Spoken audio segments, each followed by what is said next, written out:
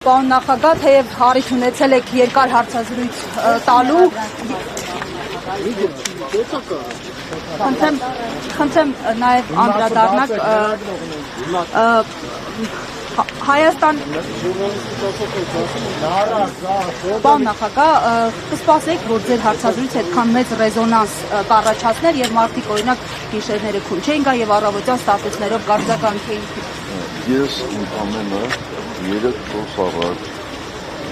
շատ երկար հարցազրույց եմ տվել։ Հանգիստ առանց ժխացությունների պատասխանել եմ ինչպես Մարեկ Սամսոնյանի, Վազգեն Սաղաթելյանը, այնպես էլ մեր հայրենակիցների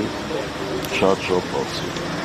Թույլ տվեք, ունեմ 3-4 օր ծանոթանամ արձագանքներին, նոր որ բոլոր ձեր հարցերին կպատասխանեմ ինչպես միշտ։ Բայց առավոտ Կանուկ Փաշինյանը արդեն արձագանքել էր ձեզ հենց հարցազրույցի հաջորդ օրը։ Բայց ամեն մարդու պրոբլեմին չէ ինձ հետ կապված։ Նախագահ, այս վերջին մեղադրանքով, այս մեղադրանքով ուզում ասել ձեր գնահատումը։ Մեկը մեկի հետևից մեղադրանքներ կան։ Հայտնի փաստ է, դա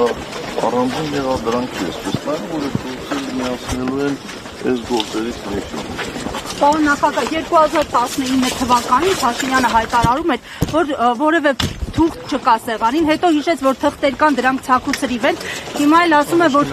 այսպես հետ չնեղվեք, գտնելու եւ սկանե անելու, տարիներ շարունակ սկաներ չկա։ Այդ չի, կարևոր է, որ կարողացանք կորզել գոնե խոսքում բանակցային փաստաթղթերը հրապարակելու։ Տեսնենք։